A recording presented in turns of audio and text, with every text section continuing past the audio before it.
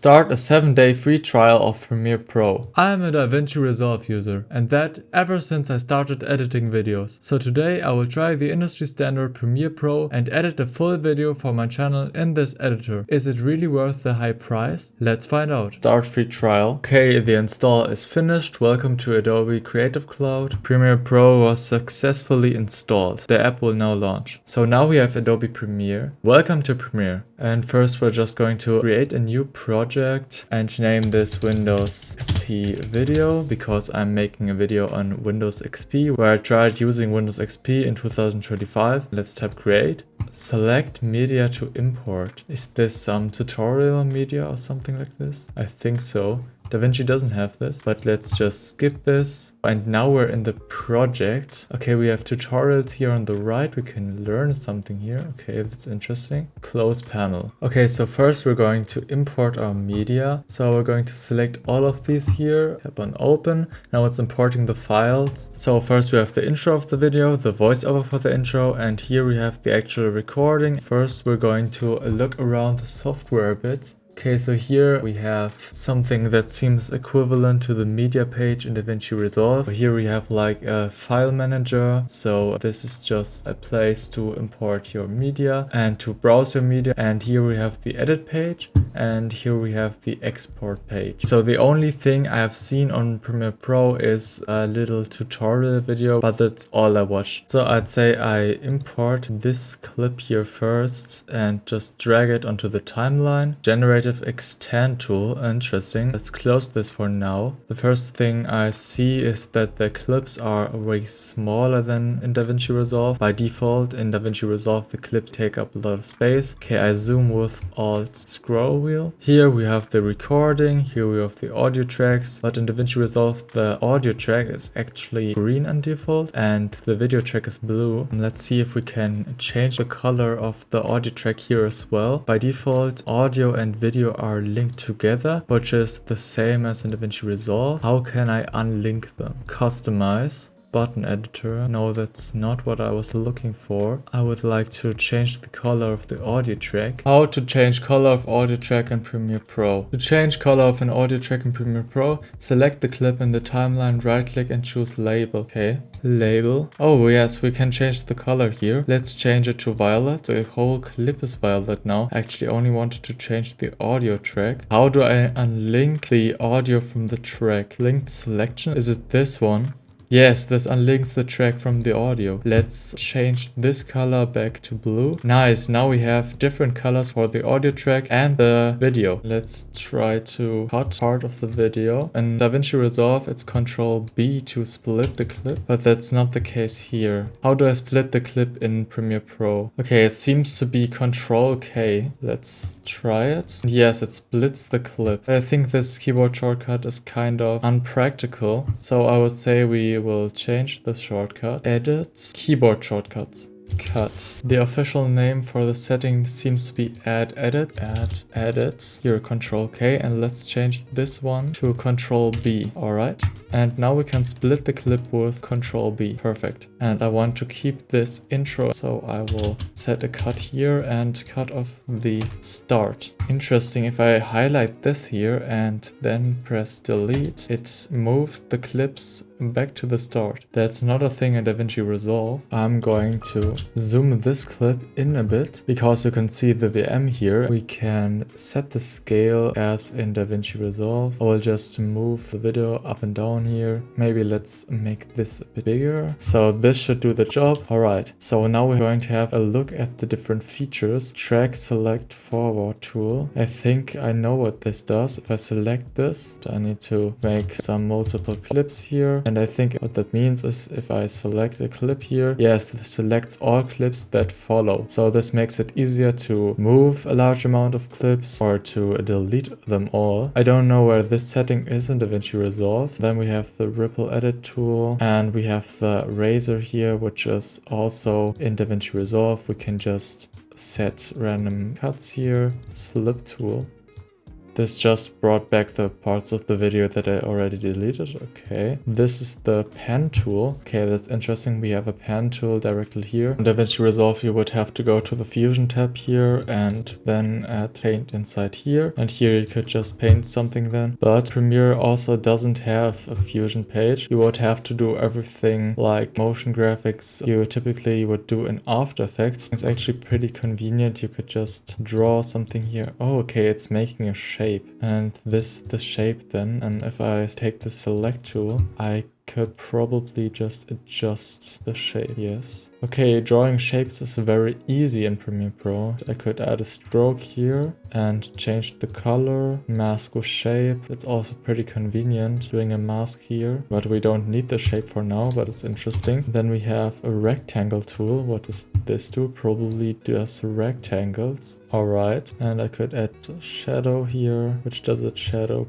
This one here has a shadow and the others don't. Why is this? Oh, okay. I have multiple shapes inside one clip. So in DaVinci Resolve, this would be multiple, but so we can adjust the multiple shapes inside here, which I all have drawn. That's actually pretty convenient. Add a stroke to this one, and for example here just add a shadow. Alright, so let's remove this again. What do we have here? A hand tool. What does this do? Maybe it's just for moving around and not touching anything here. And now we have a really important one, a text one. And it's interesting, I don't pull like a text layer on side here. I just start typing, and when I finish typing, it creates the layer. In DaVinci Resolve, I would have to pull the text layer inside, then I edit the text in the layer, which would be here. Okay, so this here just drops the resolution that I see. DaVinci Resolve has a similar feature, which is actually pretty useful. If the project is lagging a bit, then you can turn this one down. So what is this now? The generative extend tool. Generate some extensions of 2 seconds for video, 10 seconds for audio, or 2 seconds for both video and audio. That's interesting. I want to test this. So I will make a cut here and move this to the side. Okay, so we're going to select this part of the clip. What happens if I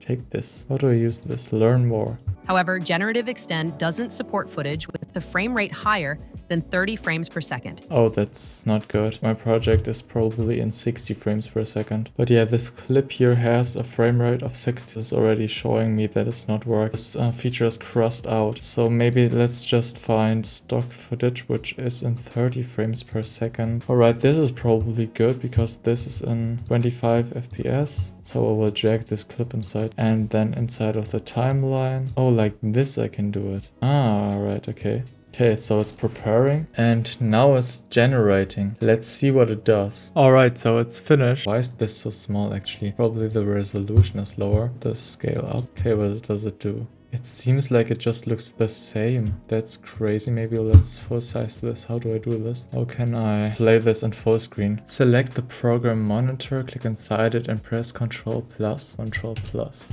It's not working. Why did ChatGPT lie? In DaVinci Resolve, it would be Ctrl F to toggle the full screen. View, toggle full screen is set to Ctrl P. Okay, so if I press Ctrl P, it's full screen. So let's look at the clip again. Okay, so it looks a bit washy here. You won't really see a difference if you didn't know it was AI generated. AI video is really getting better and better. And yeah, we already see it here. Generative extend doesn't support the resolution and frame rate of the clip. Okay, so we can't find out what it will generate. Or maybe we can try something. Can I just export this part here? Maybe let's try to just copy this. Go to home, create a new project. Why is everything still here? Select media to import. Okay, so what if I delete everything? Save the project, close this again, then this is all gone. Why? That doesn't make sense. Why is everything gone if I edit another project? Like, the media is still here, but why is everything else gone? I just wanted to copy one clip in another project, and for some reason this affects all other projects. According to ChatGPT, I did not only copy the media, I just referenced it, and deleting things from the source project broke that reference. I don't know why it works this way. It's a bit confusing because in DaVinci, if I copy something from a project, it would just be a new project and not copy all of my media files and all of my edits edits back to the other project. So this is interesting. Luckily, I didn't really start editing the video because all of my edits would be gone by now. Now that's really weird. Okay, so I will just get back here and import the rest again. Alright, this here is probably just a marker. Yes, this is a marker. You can just highlight parts of your video here to which you want to come back later, but we don't need them now, so we're going to just delete them. This is similar to how it works in DaVinci Resolve. Okay, so let's look at the top here, the top right. Okay, what do we have here? What is starter? This seems to change the alignment of these elements here. Probably have different presets on how you can align your elements to edit.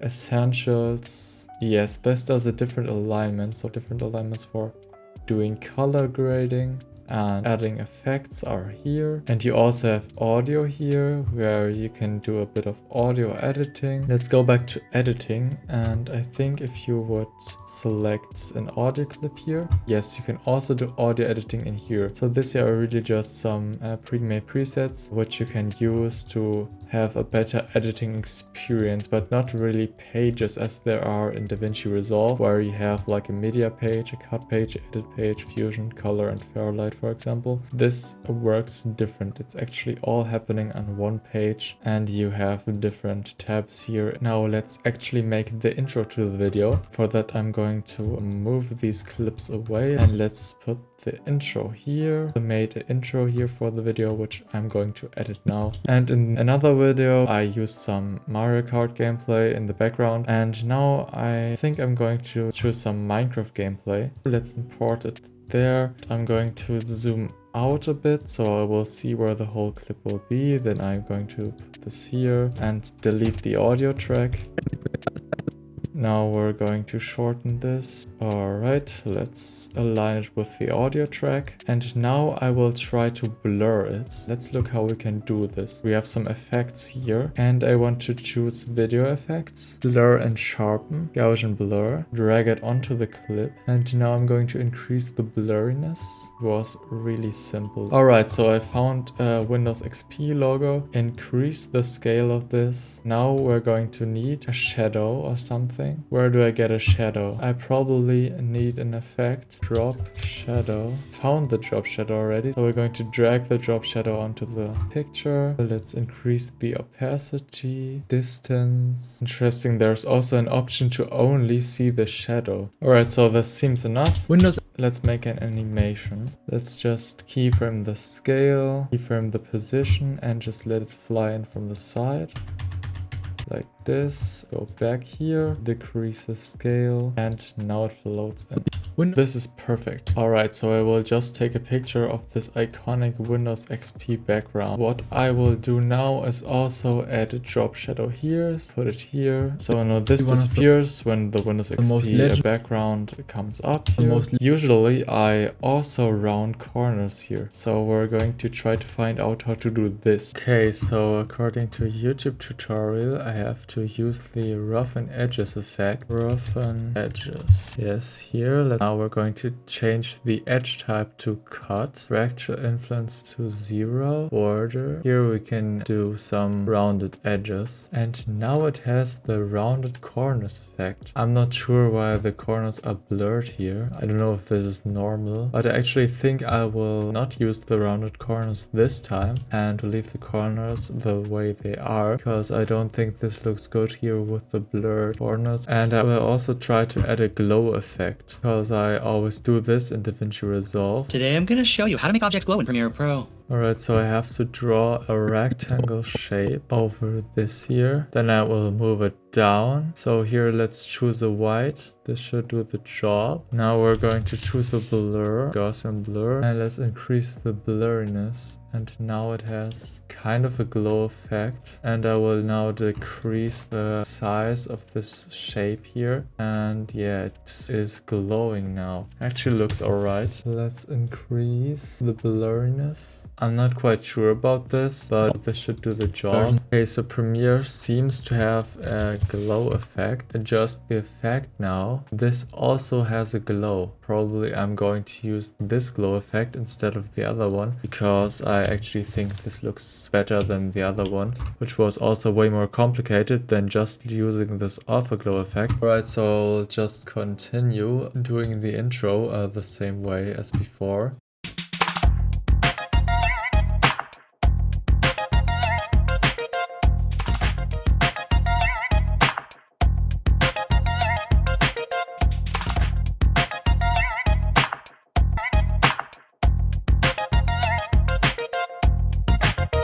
How can I copy an effect from another clip? I want to copy the drop shadow. Can I just, okay, I can just copy it here. Control V. Yes, the drop shadow is there. Okay, copying effects works very easy. So I can just apply the same effect easily to every other image that I have here. Okay, interesting. If I scroll up and down here, I can only move this left and right. And if I want to scroll up to another layer here, I have to scroll using this here on the side. So this is different from DaVinci Resolve, because if I want to scroll up in DaVinci Resolve, I can just scroll upwards and I can access my upper layers. I actually like this behavior more, but maybe it's just because I'm used to it. I feel the keyframe behavior is pretty similar to DaVinci Resolve. I think it's pretty intuitive, it's pretty easy. So I like using keyframes in Premiere. So now let's add a bit of text. Type in the middle here and just add 2025. Let's add a stroke actually. Let's add a black stroke. Let's increase the size. I don't know why it's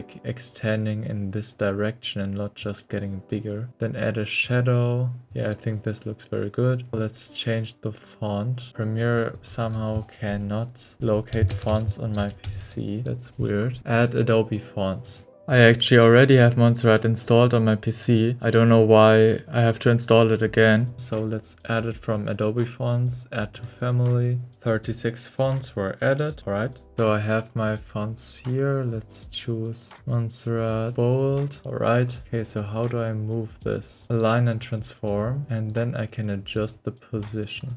Alright, so the intro is finished now to the video. Probably as the time you're watching this, the Windows XP video is already out on the channel. Now I will start editing the real part of the video. I'm just going to go through this video and just cut everything which is unnecessary. Okay, that's interesting behavior. If I play the video and then move the playhead, the video stops playing. And in DaVinci Resolve, if I move the playhead, the video just keeps playing. So this is just different, but it's kind of weird to me because I'm used to that the video just keeps playing if I move the playhead. What also kind of keeps annoying me is that if I delete a part of a video here, which I don't want to have in a video, and press the delete key, I still have to click in the empty space here and press the delete key again to move this together. In DaVinci, if I want to delete a part of a video which I don't want to have here anymore and press the delete key, everything just moves in its place. But I also have the option to press the backspace key, and if I press the backspace key, everything just stays where it is. Okay, interesting. To ripple delete in Premiere Pro, that's how the feature is called, I have to press delete plus shift. Okay, let's try it out. Shift delete. And it actually deletes the part of the video that I wanted to delete and moves the rest into place. Keyboard shortcuts, ripple delete. Ripple delete, shift delete. I only want to press delete, so I will remove the shortcut and delete. Okay, so if I now press delete, it should ripple delete. Yes, very good. Now I will edit with a few zooms, so I will add a zoom when I open the start menu here, do a keyframe here and a keyframe there, go a few frames further in the video, add some more keyframes, just the scale, the position, go and look around the OS. Okay, so how do I create a compound clip in Premiere Pro? DaVinci is just selecting those two clips here and it would be right click in compound clip. How do I do this here? Okay, it's nest. So if I go here and select these two clips and then click nest, it merges both together. Very good. Why are they green now? That's weird. Doesn't matter. Next, we're going to do something which I forgot. I want to find out how I can let these elements shake. I want to use a camera shake effect. Let's look here if Premiere has one. I'm not finding anything here. Search for shake. Nothing there. Okay, Premiere doesn't seem to have a camera shake effect, so we will have to do this manually. So we're going to try to do the shake effect with a YouTube tutorial. So first we have to look for transform. There we go. And next we have to set anchor point and position values to 0. So we're going to do that. And now we're going to set the skew to 3. We're going to create a keyframe for a skew axis, and then we're going to go a few frames past here and create another keyframe here. We're going to up skew axis by a lot. Okay, now it wobbles really weird. That looks so strange. Put the skew value down. And it still wobbles like Windows this, XP. But that's okay actually, so I will probably leave it like this. History. Oh, this is the history of actions I did.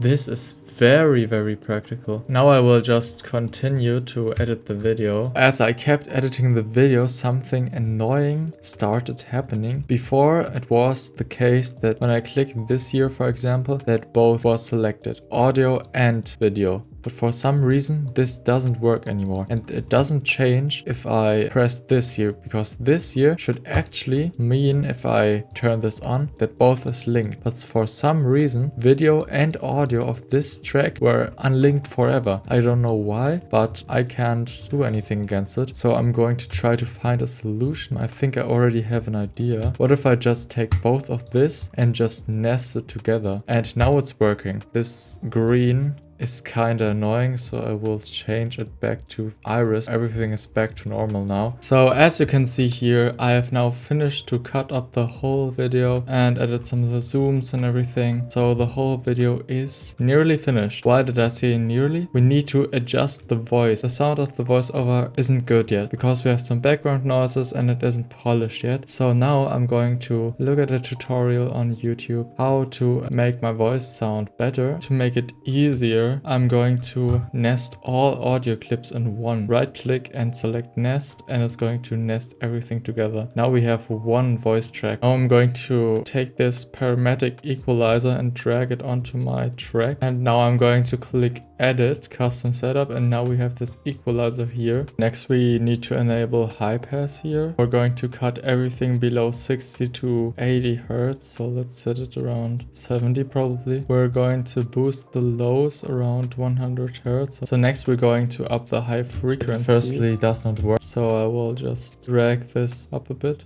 Email. Yeah, sounds good like that. Well, we just said that you could literally just take this drop down menu and just go down to vocal enhancer.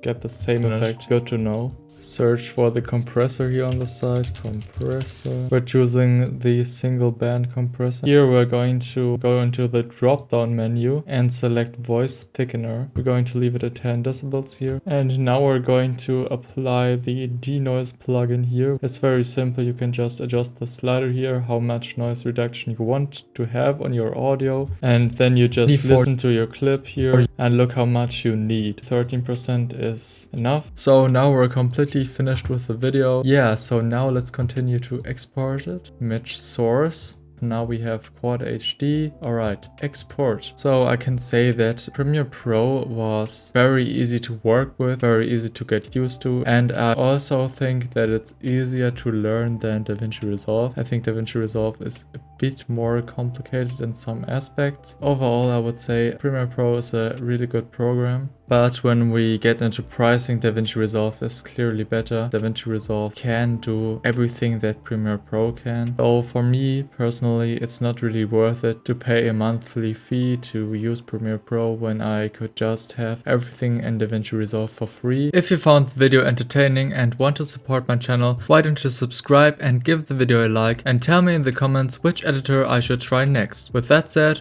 bye.